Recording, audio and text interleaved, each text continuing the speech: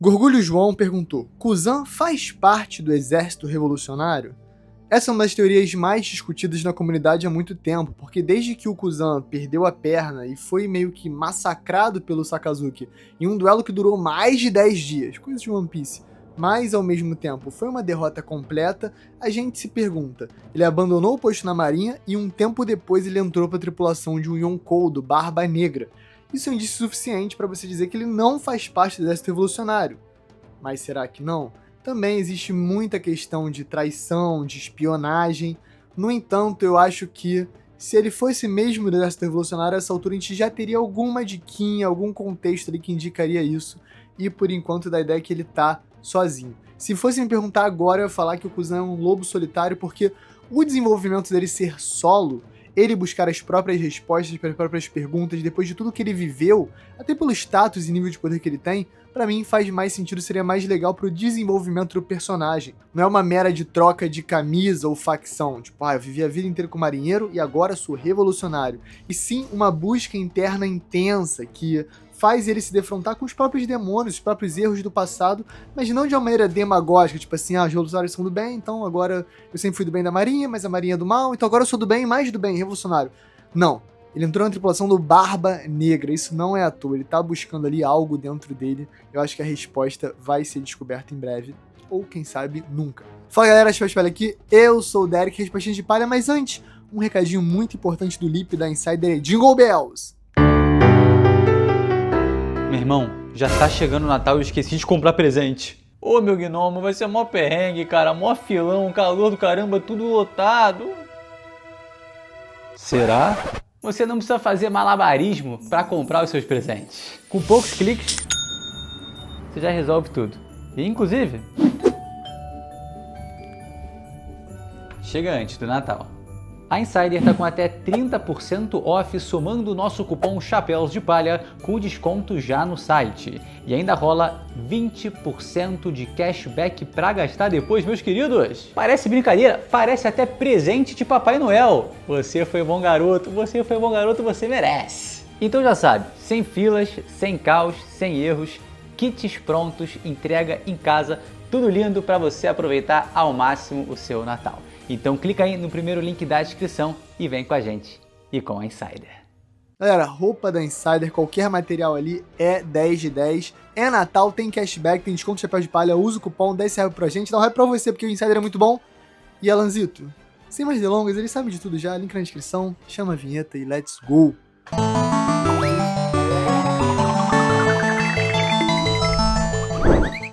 M_Carols 2011.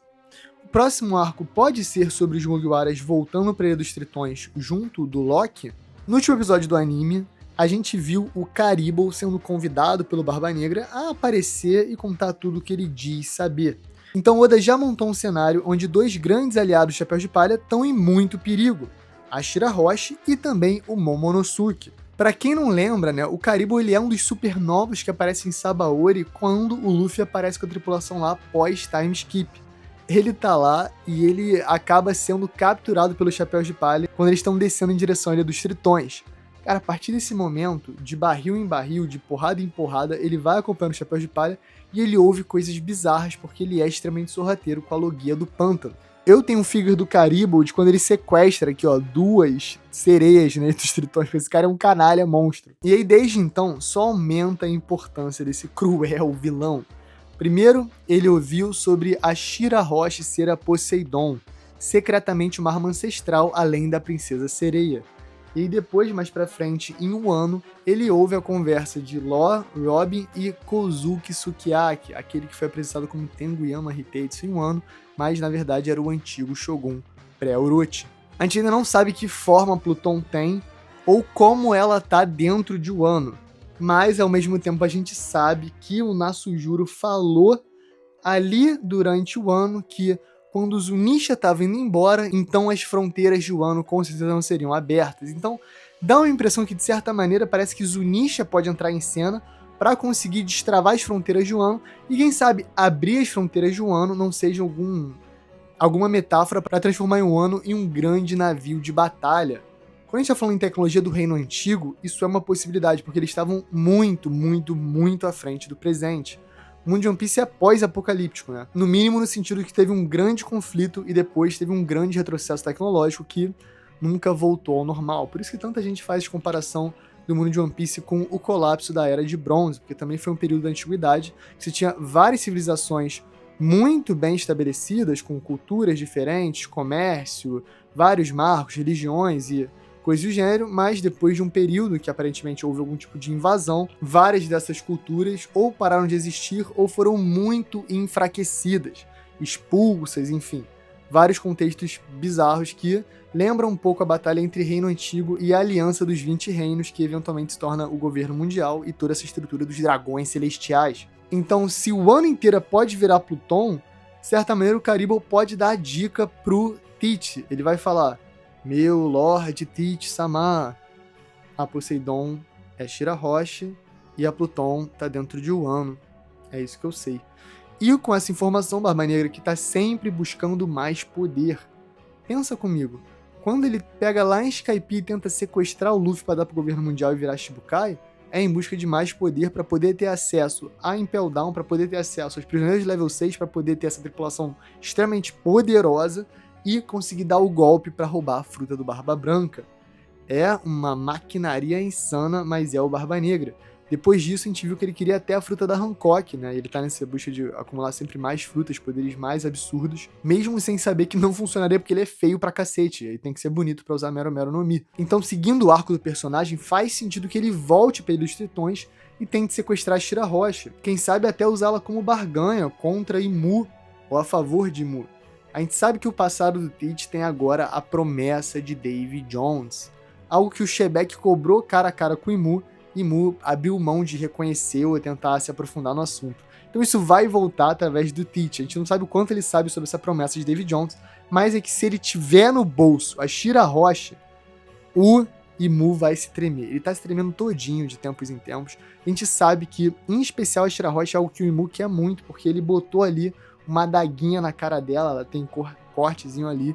Então a gente tem essa impressão de que ela pode ser um dos alvos de Imu, junto com a Vivi, junto com o Luffy, mas não podemos esquecer quem também estava ali.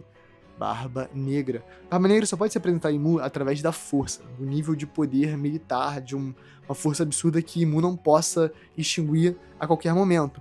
Como o Shebeck fez, ele estava num nível de poder tão absurdo, ele era tão poderoso que Imu não conseguiu simplesmente apagar ali o Shebeck e seguir o baile. Teve que ter todo aquele cenário com o Dome Reverse dos familiares do Shebeck, com o God Valley. E aí lembrando, hein? A teoria que o Dome Reverse depende do domicílio ainda tá viva, tá? Ainda tá viva. Dito isso tudo, cara, pelo enredo, é duro imaginar o Chapéu de Palha saindo de Elbaf e dando volta lá pra Ilha dos Tritões. Demora, cara, pra navegar em One Piece. E ao mesmo tempo, ia ser uma contramão absurda. Porque o Vegapunk acabou de falar o quê? Quem achar o One Piece vai controlar o destino do mundo. Esse é o objetivo do Luffy, então eu acho que, mesmo que ele ame muito a Shirahoshi, defenda os Tritões e tudo mais, mesma coisa com o Monosuke, eu acho que tem muita essa coisa de, tipo assim, a grande frota pode fazer alguma coisa por ele, tentar ajudar e tal, talvez ele pode até dar o comando, falar tipo assim, a gente tem mais amigos e tal, mas acho que ele mesmo não vai voltar, a não ser que a jornada de volta faça parte de buscar o One Piece. Se a teoria do Enies Lobby estiver certa e o One Piece estiver embaixo de Enies Lobby, eles vão voltar e vão passar por todas essas ilhas, e aí poderia ter esses conflitos de uma maneira mais natural, porque a corrida até o One Piece seria passando por lugares que a gente já passou antes, o que seria interessante, porque toda a construção da primeira parte serviria para ser o fim da corrida até o One Piece, seria uma coisa bem curiosa. Mas olha só, não quero deixar de falar, tem um ponto específico entre Shirahoshi e Loki. Primeiro porque a profecia dos dois soberanos, que a gente acompanha durante a Ilha dos Tritões, quando o Roger e o Oden estão descendo pra lá no flashback, essa profecia muito bem pode estar falando de Shirahoshi e Loki. Se eles têm alguma relação de amizade, quem sabe até romance no futuro, é possível que o Oda esteja preparando agora para essa união entre esses dois soberanos, um dos Tritões e o outro de Elbaf. Ainda mais que o Loki é o príncipe amaldiçoado, né? Ele é conhecido pela sua posição política, de certa maneira. Eu acho que vai ser difícil isso não ser relevante até o fim do mangá. E tudo isso que eu falei ainda aumenta de intensidade se ou a Shirahoshi ou o Netuno forem o parceirinho de Discord do Loki, né? O famoso moça-moça. o Shag, né, que é o emaranhado, é o peludinho, não sei como é que tá a tradução oficial de português, mas o fato é que essa pessoa humanizou o Loki lá no início, e vai ser importante, vai ser muito importante. Pode ser Shira Rocha, pode ser o Netuno, pode ser outras pessoas, tem vídeo aqui falando a respeito, tem meu, tem do Lípia, vale a pena checar, mas o fato é que isso ainda é uma incógnita e a gente vai definir. Mario_RPI perguntou: será que comer 2 frutas e morrer não é só uma lenda urbana e o Teach sabe disso? Definitivamente não é só uma lenda urbana, por quê? Tirando as informações indiretas que a gente recebeu, por exemplo, lá em Enies Lobby, quando a Califa e o Kaku comem a fruta misteriosa, ambos comentam sobre essa questão de comer 2 frutas, sobre o mito dos demônios brigando, como a pessoa explode na hora e morre. No entanto, esses rumores não são só rumores, provavelmente, porque no momento que você descobre que você tem para o governo mundial trabalhando alguém como Vegapunk, que já conseguiu reproduzir uma Akuma no Mi artificial perfeita, certamente ele teria tido a oportunidade de fazer testes em humanos e botar algum humano para comer 2 frutas, pois isso é extremamente possível. E se não o Vegapunk por qualquer questão ética, o Caesar Clown com certeza, porque ele estava literalmente drogando criança para transformá-las em gigantes, a gigantificação artificial, que é uma temática mega importante nessa parte de ciência de One Piece. Então, algum cientista maluco já teria tentado isso, já teria confirmado se dá ou não dá. Os poderes do Barba Negra são da Yami no Mi, eles são específicos demais. Você também tem a questão dos corpos estranhos. Talvez tenha uma questão da linhagem do Davy Jones que permite o Teach a armazenar mais de uma fruta. Não por nada, além do fato de que ele pode ser capaz de armazenar várias almas. O mistério do armário de Davy Jones remete muito a um pirata que vira uma assombração, uma entidade maligna, e que, eventualmente, ele consegue consumir tudo que está no fundo do mar. É como se tudo que estivesse no fundo do mar fosse dele, inclusive a alma dos marinheiros. Se o Barba Negra tem várias almas dentro dele, é possível que ele consiga usar cada uma dessas almas para obter o poder de cada uma dessas frutas. E aí, no futuro, é possível que o Barba Negra tenha um poder absoluto, um All for One da vida. Num contexto insano, ele pode ter tanto a Kage Kage no Mi para reviver ex-Piratas Rocks, né, que é a Akuma no Mi do Moria. Reviver, digamos, né, que ele conseguisse pegar o Moria. Reviver outros personagens do passado, quem sabe até o próprio corpo do Davy Jones, e fazer perguntas a ele. Ou então, sei lá, a Akuma no Mi do Smoker, que eu acho que é a Akuma no Mi mais subestimada que tem, é porque ela tá na mão do Smoker, que é nerfado, mas a Akuma no Mi da Fumaça é muito OP, porque parece que é um fogo ruim, mas não é. Podia ter coisas diferentes, entendeu? Akuma no Mi do Gás, do Clown, do Caesar, entendeu? Tem várias frutas roubadas que o Barba Negra poderia usar, e para cada alma que ele tivesse, ele poderia ter uma diferente fruta. Então você teria o Imu com as imuzices lá, dos poderes demoníacos, do pacto, do demônio e tal. Barba Negra com os poderes do Davy Jones e ter várias frutas, ter esse pacto. E o Luffy com o poder do Gear 50, do Nika, Deus do Sol, libertação, imaginação e criatividade. Um grande Battle Royale. _Dorce. Conseguem explicar quando o Barba Negra deu a cicatriz pro Shanks? Nunca entendi quando isso ocorre. Não é confirmado ainda, mas no capítulo 1167... o Shanks aparece com a bandagem no rosto, uma bandagem que tem ferimentos frescos, tá? Não é uma bandagem de uma cicatriz antiga, e esse evento acontece 14 anos no passado.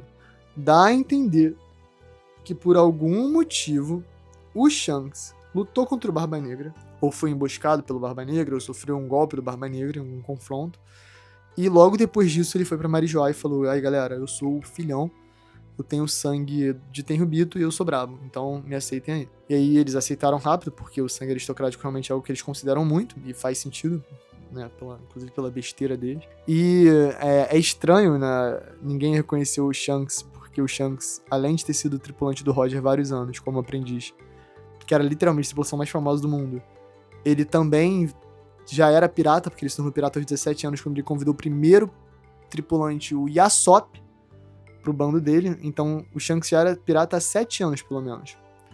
Ele devia ter uma recompensa razoável, vai? Por que o governo mundial não sabia, né? Eles são meio buchas, mas eu acho que também tem essa coisa, tipo assim, eu não quero nem saber, porque é meu filhão e valeu. O sangue celestial, o dragão celestial, que eles levam super a sério, e ficou por isso mesmo. Mas então tudo indica, meu bom, que 14 anos no passado o Shanks lutou contra o Barba Negra e logo depois ele foi pra Marijoa. Sei lá o que o Barba Negra falou pra ele ou deixou de falar, seria muito interessante saber. Mas por enquanto ainda é um mistério. Cara, esse é um flashback que eu queria muito ver. Shanks versus Barba Negra no passado, porque o Shanks sempre dá pinta de ter um nível de poder muito maior do que o Barba Negra. Então, o que aconteceu? Felire perguntou, Luffy pode alcançar o Haki de Joy Boy? Com certeza, ele vai alcançar, porque a vontade do Luffy ela é imparável e ele vai aumentando o nível de poder. Contra o Kaido, tem um momento que é parecido na luta contra o Shebeck do Garp e o Roger, que o Luffy tá usando o Haki do Rei Avançado, Haki do Rei Ofensivo, lau, e o Kaido tá meio que tancando na base do Haki dele superior. Ele é simplesmente melhor, mais forte, tem defesa maior, e o Luffy não consegue quebrar aquela defesa. Então a gente sabe que o Haki é o rei, em termos de nível de combate. A gente já viu que o Haki do Joy Boy nerfa o Imu, o Haki do Joy Boy expurga os Gorosei, né, destrói essa conexão demoníaca do abismo de alguma maneira. E a gente já viu também que o Haki do Roger e do Garp unidos conseguiu desde Dome reversar o Shebeck, que realmente só morreu porque o Garlian apareceu para finalizar o trabalho. Então, eu acho que vai ter que ser necessário para ele poder lutar de frente para frente com o Imu e com o próprio Barba Negra. A gente vê esses ápices do nível de poder em One Piece. Então, galera, esse foi o vídeo. Deixa o like. Cara, promoçãozinha da Insider. É Natal, dá um presente maneiro para alguém. Usa o desconto Chapéu de Palha com cashback. E fala, ó, te dei um presente e foi com desconto Chapéu de Palha porque eu gosto de você. E eu gosto deles, a gente gosta deles juntos. Então, é isso, galera. Tamo junto, um beijo em queijo, comenta aí, dá uma força, dá um hype na Insider também aqui pra gente, porque faz diferença na nossa vida, acredite se quiser, e se quiser ser muito bonzinho e ajudar, mete bala. Eu tô com minha roupinha da Insider aqui, que eu tô recomendando de novo, só top do top. É isso, galera, a Respostinha de Palha sempre no Insta, ela tem o tópico no Stories, e aguardo vocês lá, tem capítulo essa semana, fica ligado no canal, que já vai sair. Um beijo, um queijo, e valeu!